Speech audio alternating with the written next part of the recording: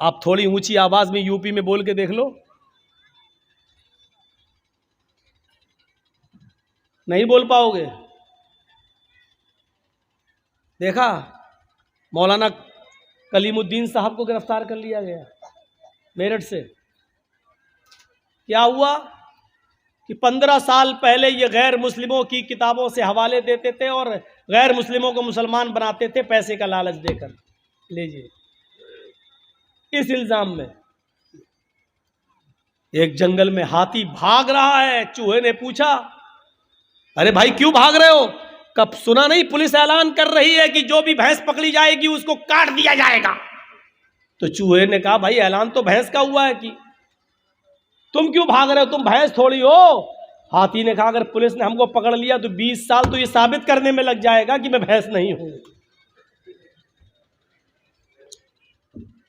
یہی صورتحال ہے ہمارے اس ملک کی.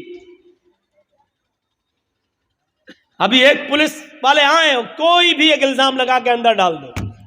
10 سال کی پہلے ضمانت نہیں ہو رہی ہے, چھوٹ نہیں رہے, 10 سال جیل میں. 10 سال کے بعد پتا چلتا ہے مولانا جرجیس کو باعزت بری کیا جاتا ہے, کوئی ثبوت نہیں ملا. 10 سال ہمیں یہ ثابت کرنے میں لگ جاتا ہے کہ ہم نے یہ جرم نہیں کیا. ڈاکٹر کفیل صاحب دیکھ رہے ہیں ہمارے گورکھپور کے اندر, گرفتار کر لیا گیا. راسو کا دیش دروہی کا مقدمہ لگایا گیا. ہائی کورٹ 6 مہینے کے بعد, 8 مہینے اور 9 مہینے کے بعد ان کو بیل دیتی ہے اور یہ کہتی ہے کہ ڈاکٹر کفیل کے بھاشن میں, ان کی تقریر میں ایسے کوئی جملے نہیں ملتے جس سے دیش دروہی ثابت ہو. اب ہونا کیا چاہیے تھا کہ جس گورنمنٹ نے اس پر دیش دروہی کا مقدمہ لگایا, اب وہ دیش دروہی کورٹ نے ثابت کر دیا کہ نہیں ہے, تو اب سرکار کو کٹگھرے میں کھڑا ہونا چاہیے. لیکن سرکار کو کٹگھرے میں کھڑا نہیں کیا جا سکتا ہے صاحب. کیوں؟ سرکار ہے. یہ صورتحال ہے آج ہماری. آپ کہتے ہیں کہ مولانا صاحب غیر مسلم لوگ بھی آئے ہوئے, منتر پڑھیے. ہمارے پاس نوٹس آتا ہے کہ آپ کو دینی جلسوں میں جاتے ہیں.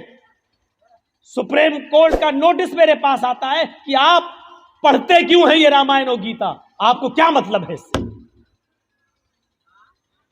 یہ صورتحال ہے. اور یاد رکھنا, جاسوس غیروں میں نہیں ہوتے, اپنوں میں ہوتے ہیں. ایک بات یاد رکھیے گا, ہم پڑھتے ہیں 2-4 منتر, آپ ہی کے یہاں سے جو جاسوسی نکلے گی, اور تھانے میں مولانا صاحب نے سپریم کورٹ کا نوٹس آنے کے بعد بھی منتر پڑھے ہیں. بہت آسان ہے حکم دے دینا اور چلا لینا, لیکن میرے بھائیوں دوسرے کے مجبوری کو بھی سامنے رکھیے کہ دوسرا کس طریقے سے زندہ ہے.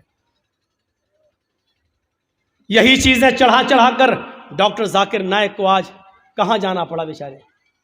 آج ہندوستان کے اندر نہیں, ملیشیا میں ان کو پناہ لینا پڑی.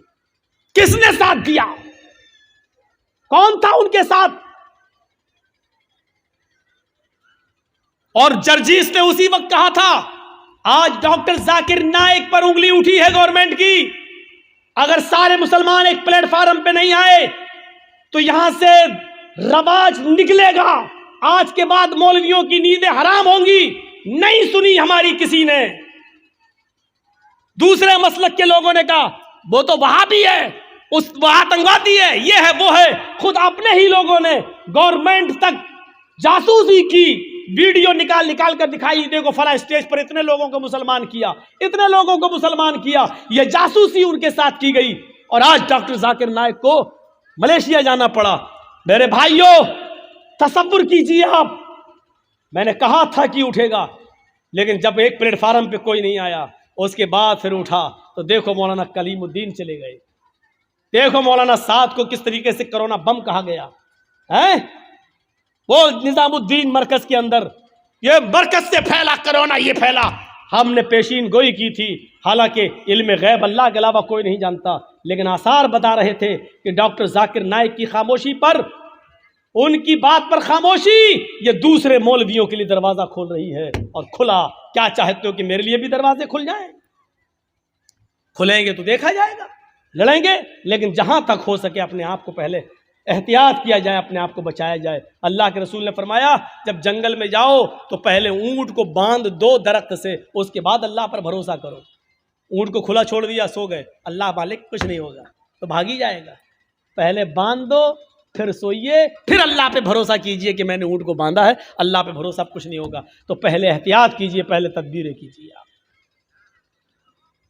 وہ چرواہا تھا جنگل کا, اور کیا کہہ رہا عمر سے, 22 لاکھ مربع میل پر حکومت کرنے والی شخصیت سے, خاموش, مجھے بتا رہے ہو اپنے مالک سے کہہ دینا, میں تجھے تو جانتا نہیں ہوں کہ تو کون ہے, لیکن اتنا سن, میں محمد رسول اللہ کا امتی ہوں.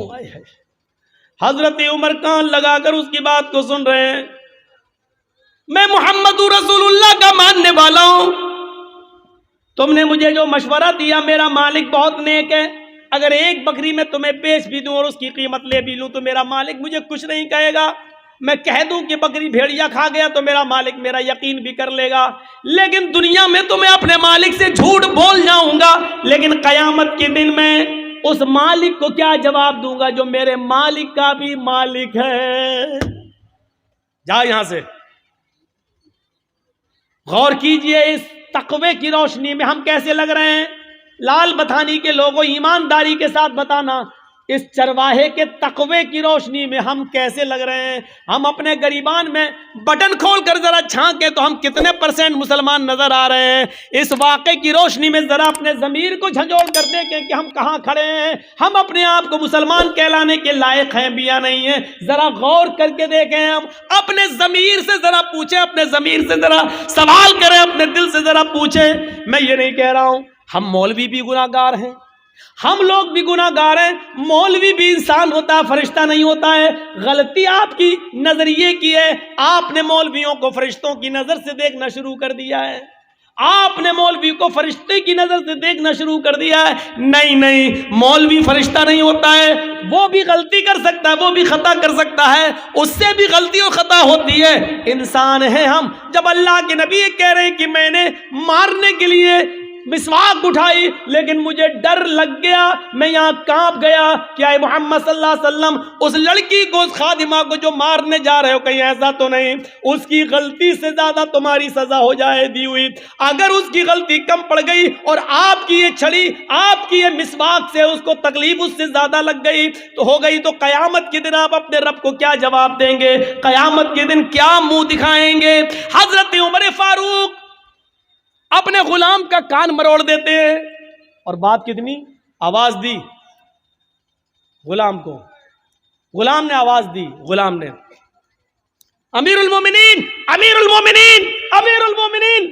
حضرت عمر اس وقت پیشاب کر رہے تھے, ان کو غصہ آیا, کمینہ امیر المومنین, امیر چلا جا رہا ہے. وہ جلدی سے نکلے اور ادھر آئے اور اپنے غلام, ادھر کیا آواز دے رہا, پکڑا اور کان مروڑ دیا کس کے, یس ہٹ چل ادھر بیٹھ. اس غلام نے صرف اتنا کہا, امیر المومنین میں آپ کا خادم ہوں, آپ کا غلام ہوں, آپ نے میرا کان جو مروڑا ہے, مجھے ایسا لگتا ہے کہ میں نے کوئی غلطی نہیں کی ہے, لیکن اگر آپ کو لگتا ہے کہ آپ نے جائز صحیح وجہ سے, صحیح ریزن کی وجہ سے آپ نے میرا کان مروڑا ہے تو ٹھیک ہے, لیکن ایک بار غور کر لینا کہ آپ نے میرا کان صحیح مروڑا یا غلط, اور کچھ نہیں. اتنا کہا.